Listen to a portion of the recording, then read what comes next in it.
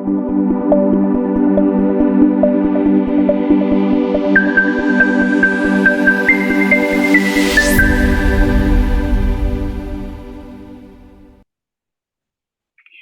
good afternoon, everyone. Good afternoon po. Good afternoon, Miss Princess and Sir Alexander Santiago, correct? Good afternoon po. Yes po. It's nice to see you all. If you would want to share your camera so I could also see you, that would be better. I think nawala si Miss Princess.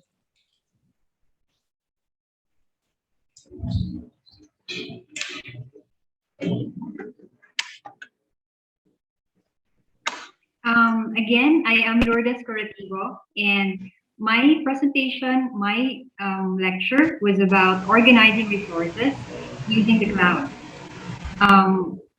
Again, good afternoon once again, and I'm so happy to have you here this afternoon. We are 3 in this room, and please allow me to revisit the learning outcomes of my lecture. There were only 3 learning outcomes.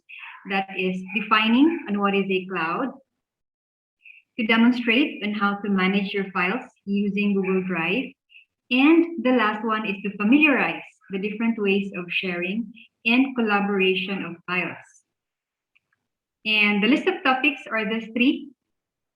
I hope you are able to view my lecture. It's about introduction to cloud and Google Drive, managing files and folders, and sharing and collaboration of files. So if you viewed the lecture, there were different ways in sharing and collaboration, and that is to share as a viewer, as a commenter, as an editor, and to share a link. Also, I have seen in the forum there were some questions being raised.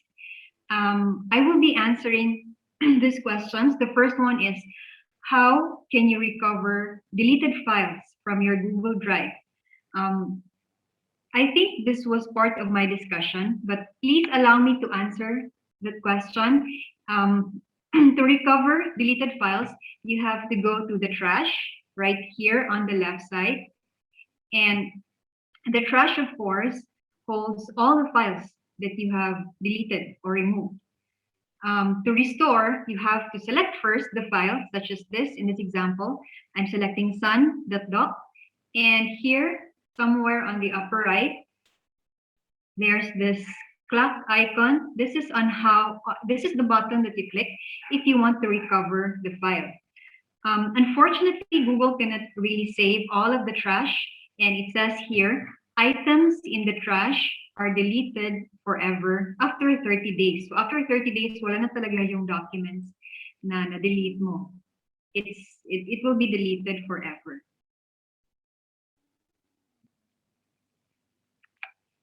The second question is, how will you know if your receiver viewed and received your files? Part of my discussion is that you can notify them. You can give them a notification through email, and after that, you don't have any notification. As the file owner, you don't have a notification if they received it. The reality is that there are so many people trying to ask Google to please give me information if my file being shared has been viewed. Okay, unfortunately, Google is restricting the tracing of your shared file if you have G Suite. May I ask, perhaps you're familiar with the G Suite already? Anyone? Okay, so si G Suite is, ano nga ba ito? G Suite is?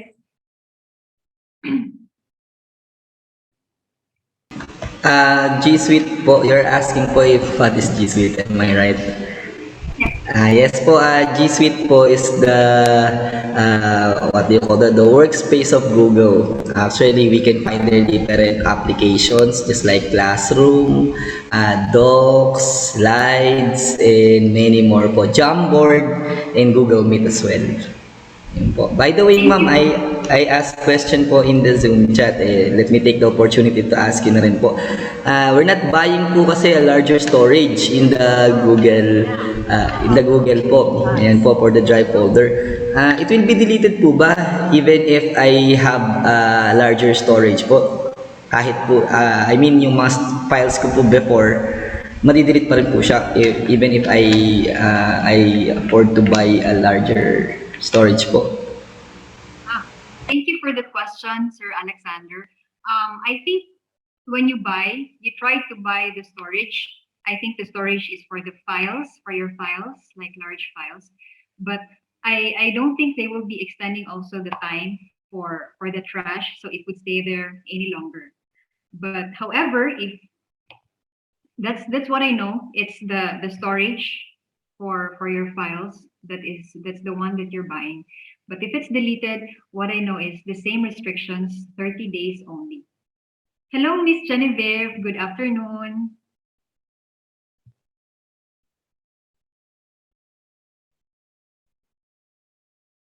Miss Genevieve, you can share your camera if you wish to, so we could also see you. G Suite, by the way, is most usually given, this is an email address given from companies. That's why on my end, my email address is at su.edu.ph, and it goes to the G Suite. And when you create just an ordinary account that ends with at gmail.com, they don't usually consider it as G Suite. To give you an example, this is my account, my company account, and it gives me this this icon. When you click on this, it gives you a history on the people who have who have viewed the files that you have shared. And it gives you a timestamp on when they have viewed the file. However, I have another account also. This was the Mary Lauren account I used for my lecture. It doesn't have that icon right here since it doesn't go with the G Suite. So medyo restricted siya if it's not a G Suite account. Si Miss Genevieve. Ma'am Genevieve, I think you're using two devices. If you want to share your screen, your camera, that would be nice also.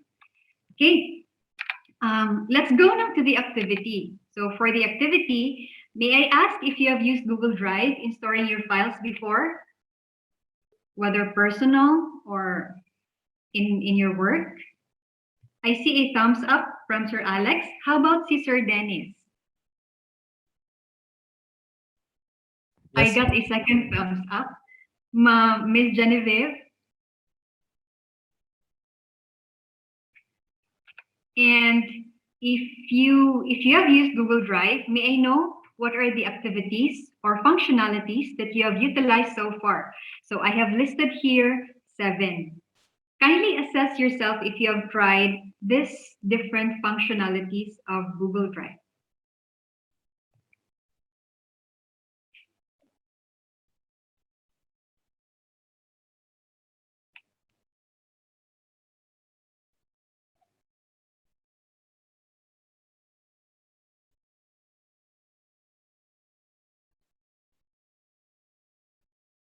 Hello, Miss Jen. It's nice to see you.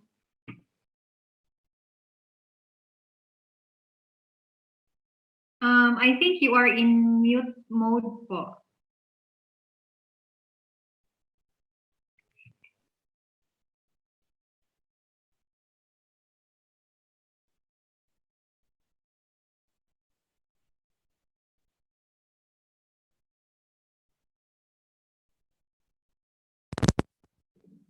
Good afternoon po. I'm sorry po. Kanina po kasi naka-login sa phone ko kasi hindi ako makapasok using my laptop and lumabas po ako. Sorry po. No worries po. It's okay. I'm not sure if you've reached the part about this activity, about you utilizing the different functionalities of Google Drive. So I have listed here 7. Yes po. I have tried using Google Drive po kasi yun pong ginagamit ko with my Google Classroom, and as well as for accepting the files my students were submitting with their exams in the Google Classroom. Doon po pumapasok. So I have tried using this po. Ayun, I think you're so good in using Google Drive already. Hindi na pala bago sa iyo si Google Drive. Yes po, ma'am. How about si Sir Alex? Hello po, good afternoon po. Same with Ma'am Genevieve. Actually, last year po, we bought LMS. However, parents are having hard time to access the LMS. It's very, ano po kasi, the file is very complicated. That's why we shift from LMS and we go to the Google Classroom. We're also using the Google Classroom in the Google Drive this school year. Oh, that's good to know. How about si Sir Dennis? Sa amin po, yeah, the same with them po. Ginamit po namin ito last year, but I do not know its features po. I just use it for uploading activities for my student, but with this viewer, commenter, editor, and link, yan, kaya po ako ay excited to attend the meeting today. This is my second time attending. Dahil I am learning really with this with our ano po daily lesson. Okay. So, you have a Google Drive, kaso lang, hindi mo pa na-explore si number 4, 5, 6. Ganon po. May Gmail account po si Sir Dennis. Mayroon naman, ma'am. Okay. Kasi pwede nating matest. Pwede nating matest today on me sharing the file to you as a commenter and as an editor. Pwede yan. I hope it's okay with Sir Alex and Ma'am Genevieve. Sige. So, then we will do this. We'll do this activity, creating a folder for student submission. So what we will do is, we will assume that I am the teacher and that you will be my students. You'll be submitting the activity to me. Ganon. So I'll create a folder and then I will give you the link in return. Okay ba, Sir Dennis? Sige. So, may I ask you to give me your email address through the chat box?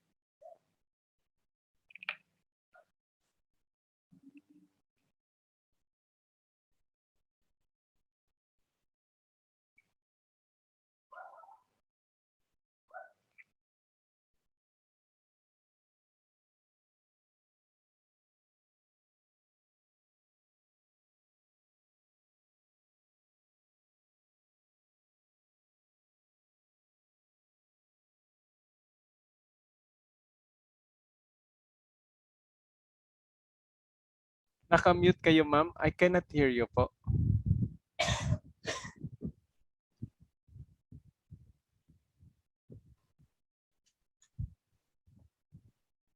Can you hear me now, sir? Yan, yes po. Okay.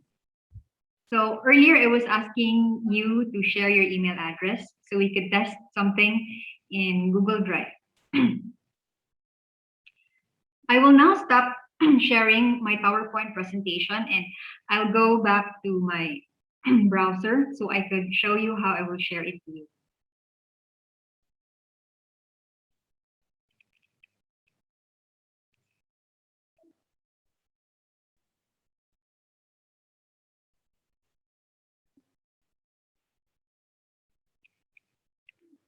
I hope you can see this now. I have 4 folders: music, images, and notes, and science class.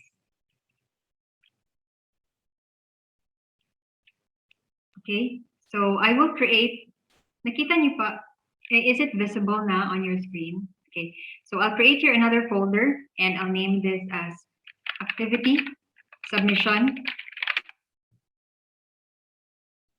Okay, it's here. And what I will do is I will do a right click and get the link. If you followed my lecture before, get the link means that you don't have to memorize or to type down the email addresses of your students. Okay? Kasi what if you have 20 students or 30 students and then you will do it in your 5 classes, for instance. So medyo prone to error if you type it individually. So a better way is to get the link para you just copy the link and then yun na. Okay? But make sure that you change restricted to anyone with a link. So I clicked here, anyone with a link, and if you notice, naka-globe icon na siya, meaning anybody can access. And make sure also that you select editor. Kasi pag it's viewer and commenter, your students cannot upload a file. They are not allowed to do that. So it should be editor. Editor lang siya dapat. So again, it's anyone with a link and access level should be editor. Then we click on copy link and I'll click done. I'll go back to the chat box and I'll share to you the link. You can just upload there anything of your preference, assuming that is your submission from an activity. Can you open it or does it restrict? Okay lang, sir. So this is my view right now. It's currently empty, but I'll be refreshing this from time to time to see if there's already a submission from my students.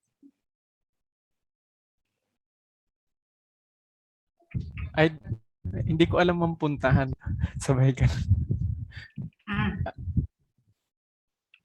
Please go to the chat box, Sir Dennis. Nakita niyo na po. I have there the link. Pinaka-last na message is ang link ko. Tapos i-click mo lang. It will open the browser. Wala akong nakikita sa akin.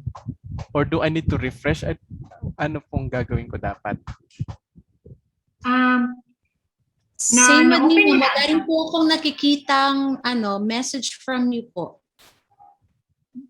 Sa Wala? chat box po. Yes po. Ano po? Wala ma'am akong nakikita. Bali, ang okay. nakita ko lang po yung email ko. Andito na po, ito ma'am. ito na, ma'am. It's here na okay. po. Yan na, ma'am. Sorry for that. Yan.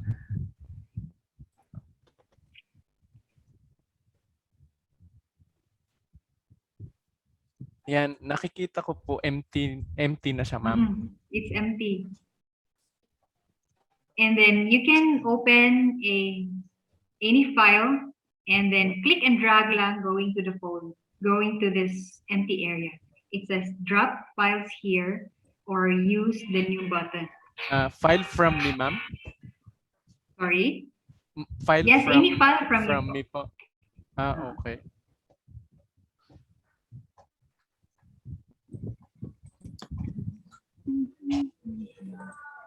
I'll try to refresh. 6.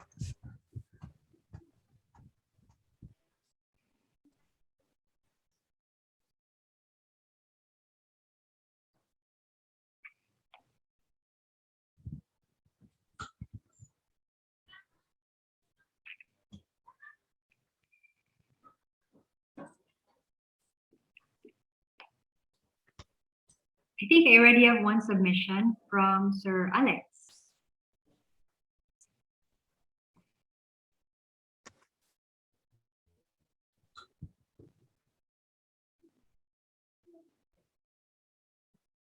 Do you do this to your students also, Sir Alex?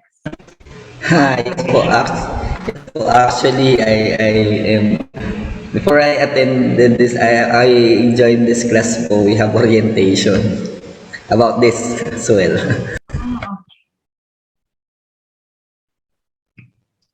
May submission na po. Naglagay po ako. Tama po. Tama po ba? Problema Nakikita ko niyo po po yung inilagay ko. I received elements document. I'm not sure who owns this. Yes, ma'am. Is there From any? me po. Opo. Ayan. Congratulations, sir. You made a Yan. submission. Yes po. Thank you. Ma'am, I have another question. Because during my class po, kagaya po nitong ginagawa niyo po, naglagay po kayo ng link na ganito. Ang nangyari po sa akin, hindi po na-access ng bata. And what is the problem po? Sabi po nila, they cannot open it.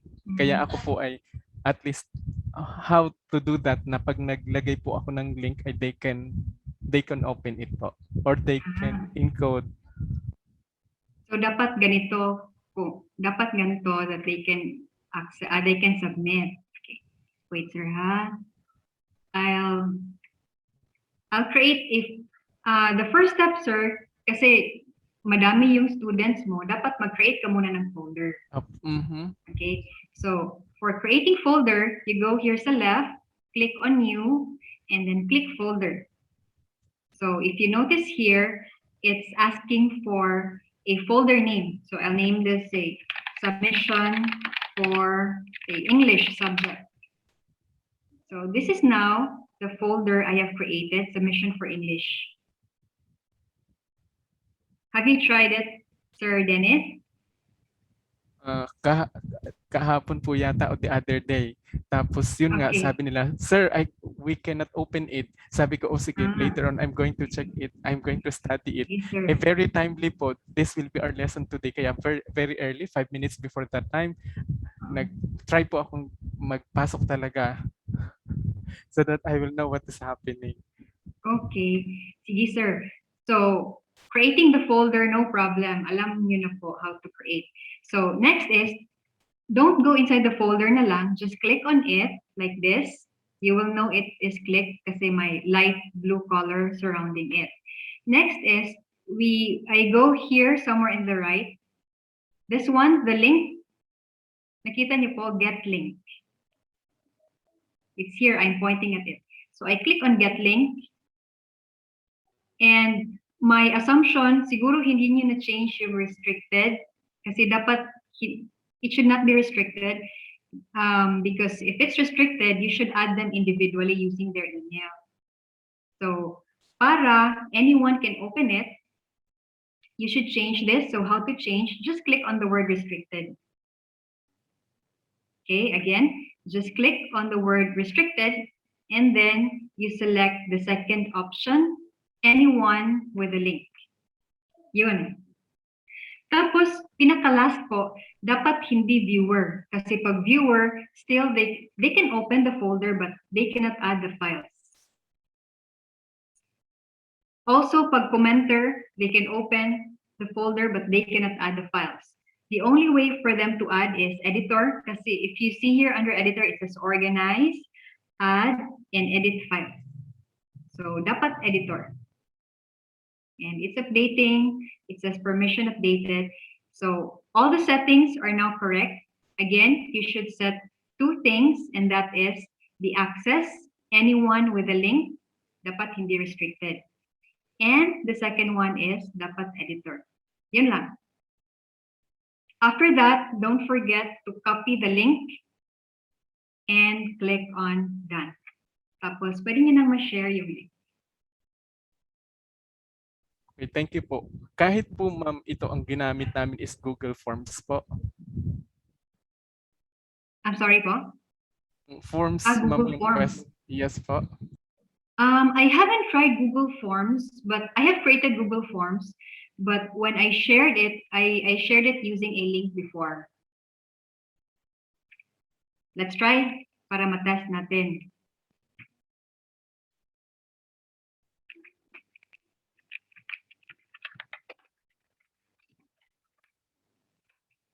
And then I'll add here a question. I think you already know how to add in questions. So I'll just select your short answer, input your name. Yun. And pag mag-Google form, di ba you usually go to send? Okay, send. And I don't usually use email kasi it's prone to error. So I go to the link. Si link is here, yung pangalawa. Kita nyo? It's more or less the same icon as we used earlier with the folders, if you notice. So here's the link. And shorten. I make it short para, of course, shorter. My experience with Google Form is that when I share this link, automatically they can answer. No need to edit on viewer, commenter, editor. Because it's a form, Google is assuming that people will answer the form. I hope I have answered your questions. Okay, thank you ma'am. I see. What I did po kasi sa aking drive, kinapi ko lang po yung pinaka-link sa drive ko, then I paste it po doon sa chat po. Like tulad po natin, may di ba po may chat doon, ipipaste ko lang po yung sa drive ko and nobody can access the activity na posted ko po. Kaya in-stop ko, sabi ko, okay, I'm going to study that. And very timely. I'm proud and very happy. I have learned that today po. Thank you, Sir Den. I'm happy also, sir, that you learned something new.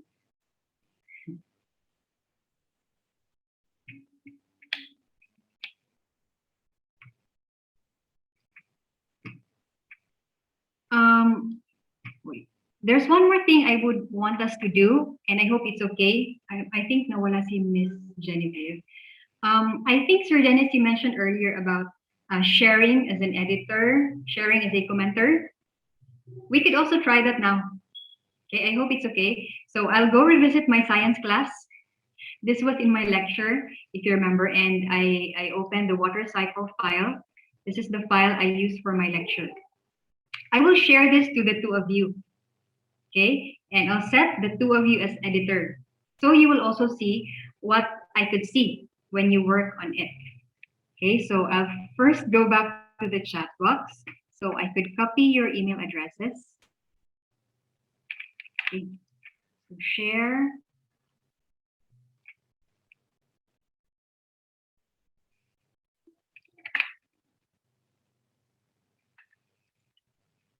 And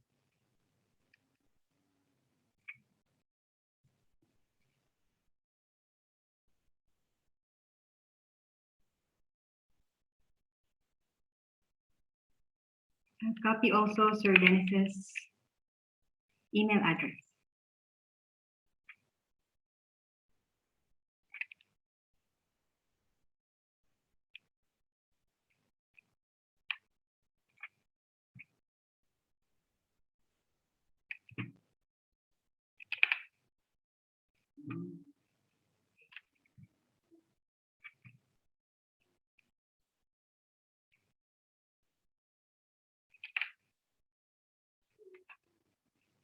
Editor, send a notification to Sir Dennis.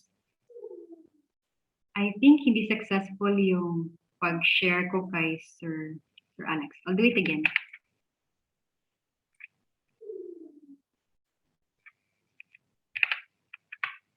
Editor. Okay.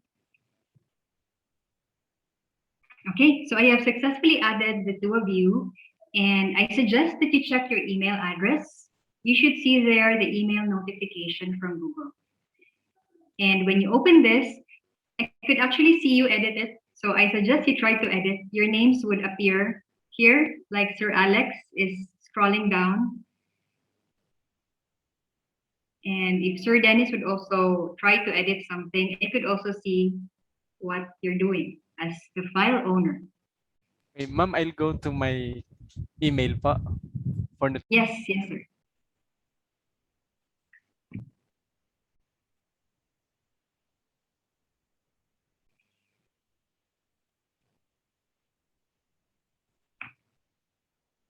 Did you receive the notification, sir? Sir Dennis?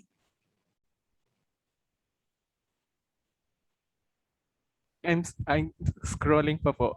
Sorry, mahina sa computer, ma'am. No worries po.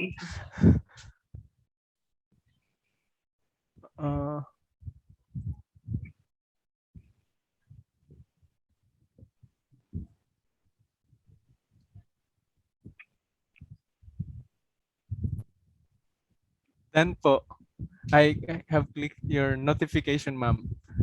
Na-notice niyo po ba? I can see you here already. You're viewing the file. It says Dennis here in the beginning.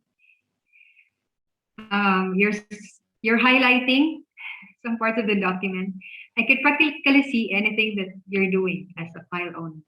Tapos, of course, since you're an editor, you can erase things, you can add additional phrases if you wish to, and it doesn't need any approval from me since I assigned you as an editor to this file. You usually do this if you want to share your file to your co-workers or co-teachers, if you would want to share files or notes from a class for, for if you're asking for inputs from your colleagues.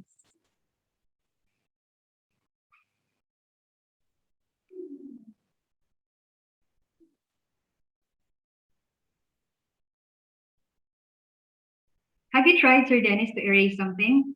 And I suggest the two of you should try erasing and adding something to the document.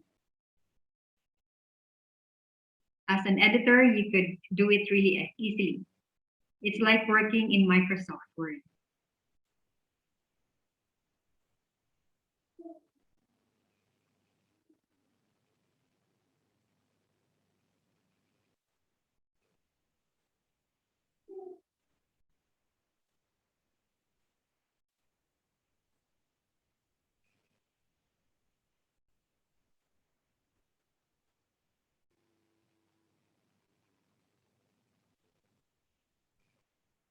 Type lang po ako ng something doon. Nakikita niyo, ma'am? Yes, Tama sir. po ba? Nakita ko yung the statement that you add. All right. Thank you po. Oh, Sir Alex is adding something about hydrologic cycle. Hindi ko po alam yun. Hydrologic cycle. I learned something new po today, Sir Alex.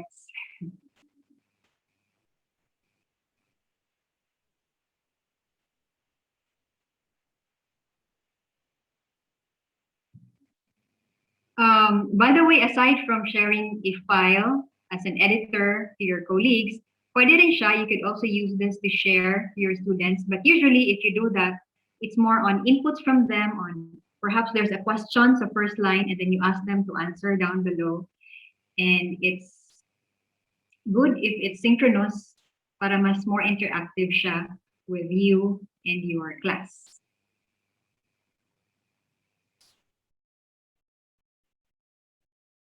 Finally, na-try nyo na, and I'm so happy that you're here. And I really hope that you learned something new, especially to Sir Dennis. You finally tried sharing the folder and, of course, updating a file as an editor. Of course, sir, kung viewer, wala talaga kayong magawa. Just view lang talaga. Okay? View lang, just looking at the file, that's all. And it's intended for students. If you want them to view your notes for your subject. Thank you so much, ma'am. May natutunan ako today. I'm so happy, sir, you learned something new. Do you still have any other clarifications, Sir Dennis? Wala naman po. Okay na. I will do that tomorrow sa class ko, ma'am. Sige po, I'm hoping that it would be successful. In case, you just email me the email on the email that I've shown during my lecture, yung company email. Sir Alex, do you have any questions? I would like to know po if, for example po, as you said earlier po, my coworkers can edit or my colleagues can edit on a particular file. Can I retrieve the original if something happens po? Let's say, for example, we are looking for the original file. I choose them as a collaborator or commenter, and then something happens. Can I return it to original one? Yes, actually that's the main concern when it comes to sharing of the file. That's why you have to be careful when you share a file. Kasi pag editor, automatic ma-change niya. So if you are having double thoughts about it, I suggest that you should have a backup sa original file. Kasi pag na-share mo na as editor, it's difficult na to retrieve. Kasi you gave them full access to your file already.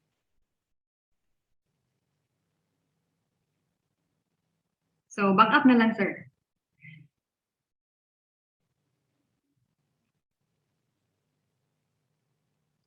Okay, so any other thing you want to ask, Sir Alex? Okay na po, ma'am. Thank you po. Okay, thank you so much, Sir Dennis and Sir Alex. And that would be all for today. And stay safe. Thank you po. Sige, bye. Okay po, ma'am. Thank you po. God bless po.